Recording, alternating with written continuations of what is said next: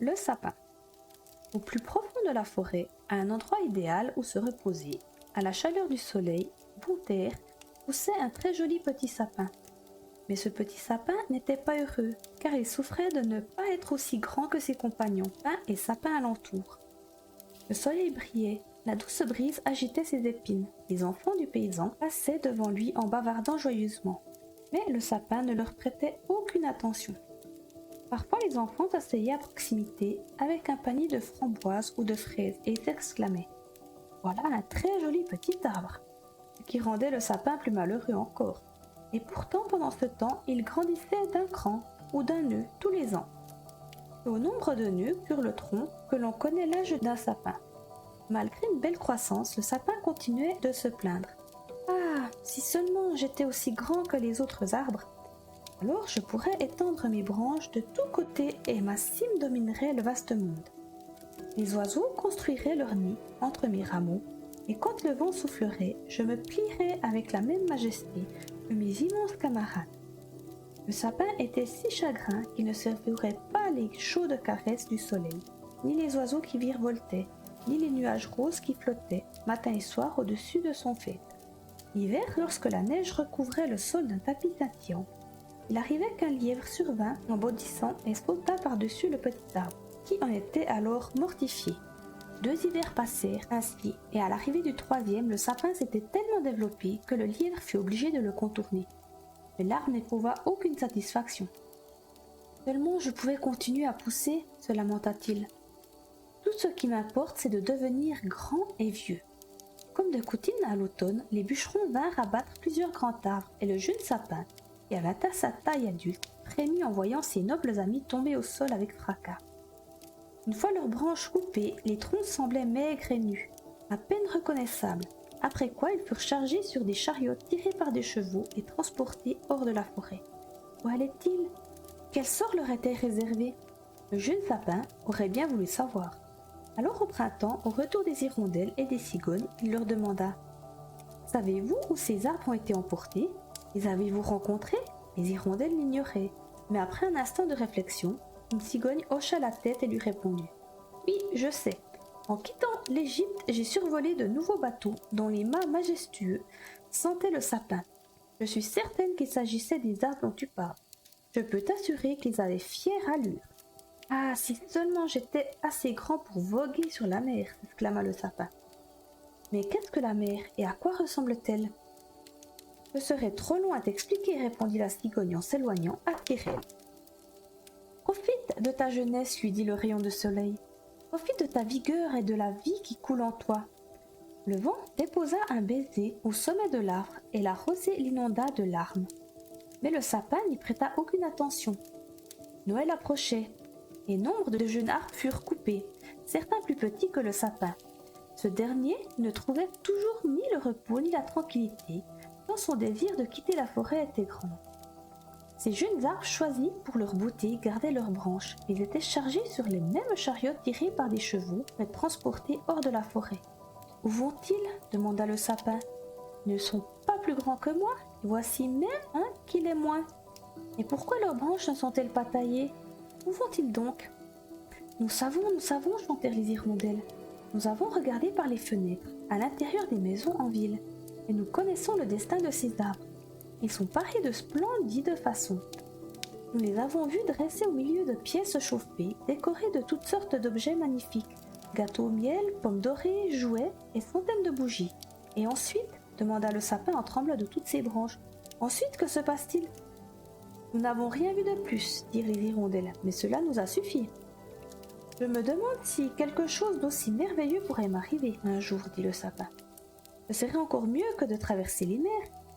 Je le désire si ardemment que j'en ai presque mal. Quand Noël sonnerait-il ici ?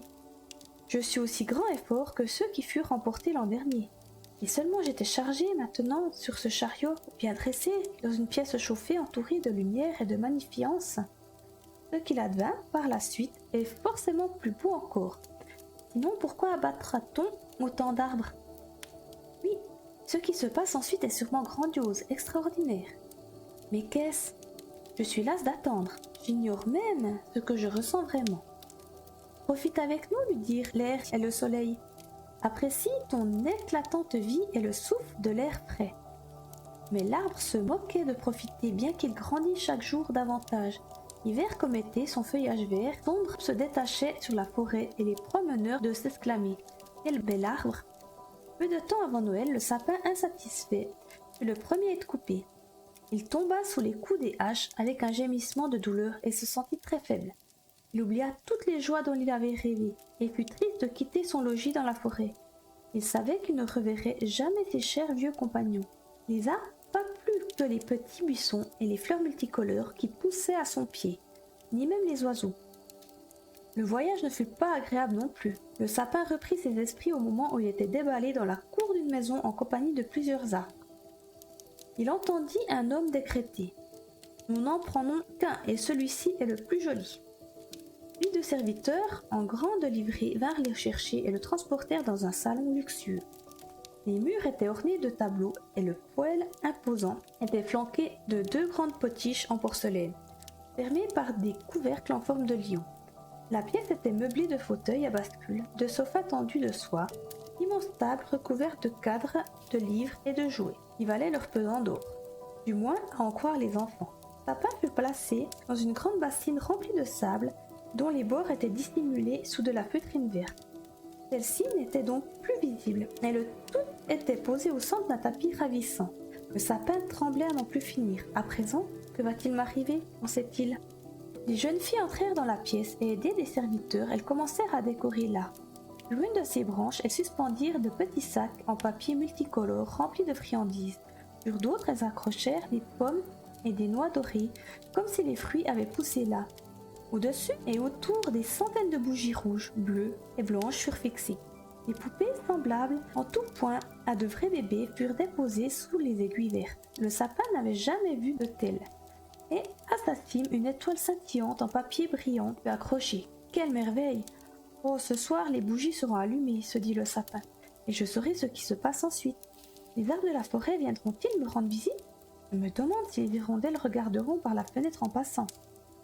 Vais-je croître plus vite et garder ces décorations été comme hiver? Mais jouer aux devinettes ne lui était d'aucune utilité.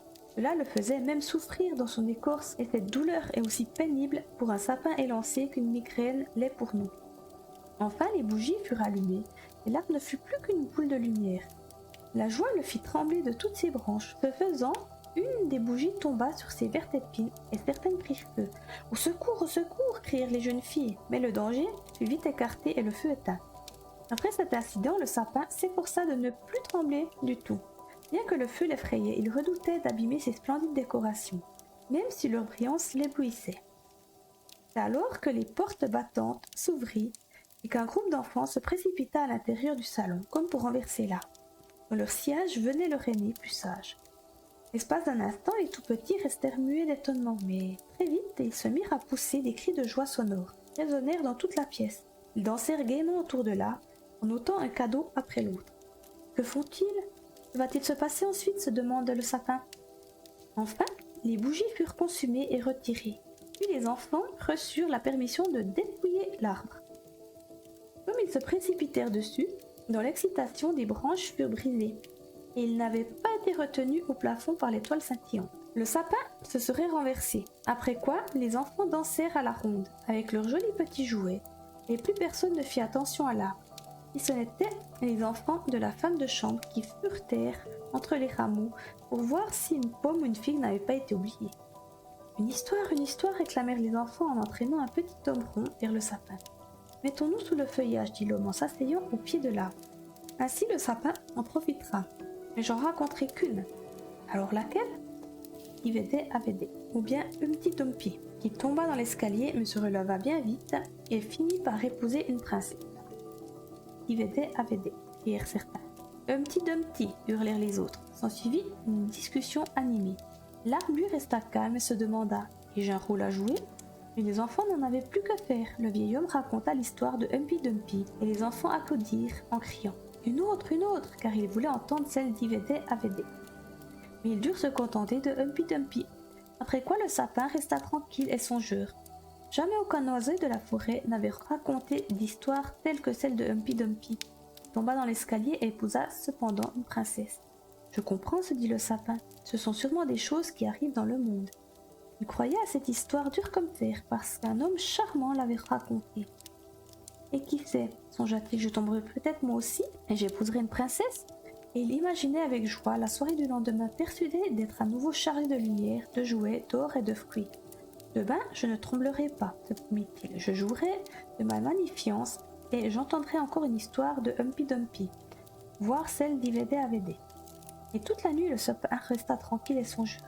Le lendemain matin, les serviteurs et la femme de chambre entrèrent dans le salon.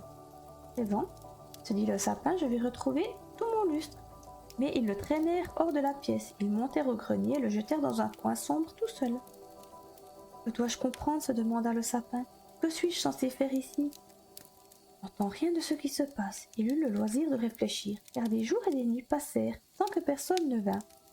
Et lorsque quelqu'un se présenta enfin, ce fut pour se débarrasser de grandes boîtes, derrière lesquelles le sapin fut entièrement dissimulé, comme s'il n'avait jamais existé. « Nous sommes en hiver, songea-t-il. La terre est dure et recouverte de neige. Je ne peux pas être planté. Ils veulent me mettre à l'abri jusqu'au printemps. Comme c'est gentil de leur part, pourtant j'aimerais que cet endroit soit moins sombre, moins désolé, sans même un petit lièvre à regarder. Comme c'est agréable dans la forêt enneigée lorsqu'un lièvre survenant en bondissant, oui, et sautait par-dessus ma cime. Même à l'époque, si je n'appréciais guère, oh, que je me sens seule ici. Quick, quick !» Une petite souris en avançant prudemment vers l'arbre bientôt, suivie d'une deuxième. Les deux reniflèrent le sapin et se faufilèrent entre ses branches.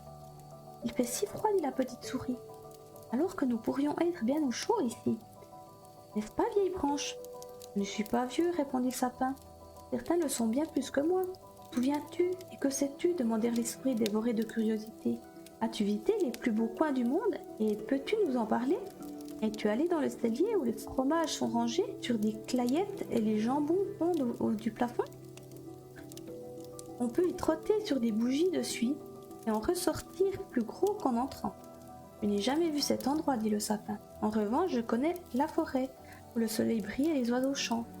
Et il fit aux souris le récit de sa jeunesse. Elles n'avaient jamais entendu pareille histoire de leur vie. Après avoir écouté l'arbre avec beaucoup d'attention, elles s'exclamèrent. « Tu as vu tant de choses ? Tu as dû être très heureux. »« Heureux ?» s'étonna le sapin. Puis en repensant à ce qu'il venait de leur raconter, il ajouta. « Oh oui, après tout, ce furent des jours heureux. » Mais quand il poursuivit sa narration, par le soir de Noël, il avait vu pareil de gâteaux et de lumière.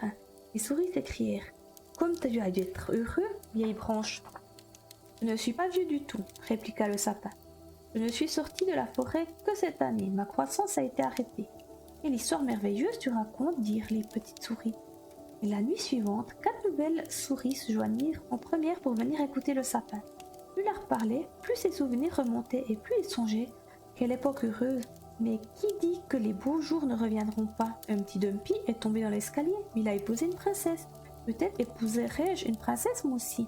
Il repensa alors à la très jolie petite aubépine qui poussait dans la forêt et qui ressemblait vraiment à une belle petite princesse. Qui est Humpty Dumpy demandèrent les souris. Le sapin leur raconta l'histoire dont ils se rappelaient chaque mot, et les petites souris furent si contentes qu'elles en auraient grimpé à son fait. Le lendemain soir, une foule de souris fit son apparition, et le dimanche suivant, 2 rats les accompagnaient. Mais l'histoire ne leur plut pas du tout. Les petites souris en furent vraiment navrées, car elles en vinrent, elles aussi, à moins l'apprécier. « Tu ne connais qu'une histoire ?» demandèrent le rat. « Qu'une seule, répondit le sapin. Je l'ai entendue le soir le plus heureux de ma vie, même si, sur le moment, j'ignorais à quel point j'étais heureux. »« Cette histoire est pitoyable, » décrètent les rats. « Tu n'en connais donc pas qui parlent de bacon, de suivre dans le cellier ?» ?»« Non, reconnut l'arbre. »« Dans ce cas, merci bien, » rétroquèrent les rats. Ils s'en allèrent. Après cela, les petites souris se tinrent à l'écart et le sapin soupira. Comme c'était agréable d'avoir toutes ces joyeuses petites souris autour de moi pour écouter ce que je racontais. Désormais, c'est aussi du passé. De toute façon, je ne m'estimerai heureux que lorsque quelqu'un m'en sortira d'ici. Mais cela arrivera-t-il un jour ? Oui. Un matin, les serviteurs montèrent vider le grenier.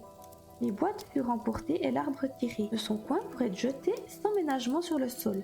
Puis il fut traîné jusqu'en haut de l'escalier, baigné de lumière. La vie reprend, se dit l'arbre en se réjouissant de la caresse du soleil et de l'air frais. Après quoi il fut transporté au rez-de-chaussée et déposé dans l'arbre à une telle vitesse qu'il n'eut pas le temps de réfléchir. mais seulement d'observer les alentours. Tant de choses s'offraient à ses yeux. La cour était proche d'un jardin de fleurs. Les roses parfumées, fraîchement écloses, grimpaient le long de palissades. Les tilleuls étaient en bouton et les hirondelles volaient de ci de là en piaillant. « Cui, notre camarade arrive !» Mais elle ne parlait pas du sapin. « Je revis !» s'écrie joyeusement celui-ci en étendant ses branches. Mais hélas, celle-ci était flétrie, jaunie aussi. Il ne resta dans son coin, parmi les mauvaises herbes et les orties. Les toiles en papier doré, toujours accrochées à sa cime, scintillaient au soleil. Dans la cour jouaient deux des enfants radieux qui avaient dansé autour de l'arbre le soir de Noël et qui s'étaient si bien divertis. Le plus jeune aperçut l'étoile dorée et se précipita pour l'arracher. « Regarde ce qui restait sur l'horrible vieux sapin, dit l'enfant, en piétinant les branches qui craquèrent sous ses chaussures.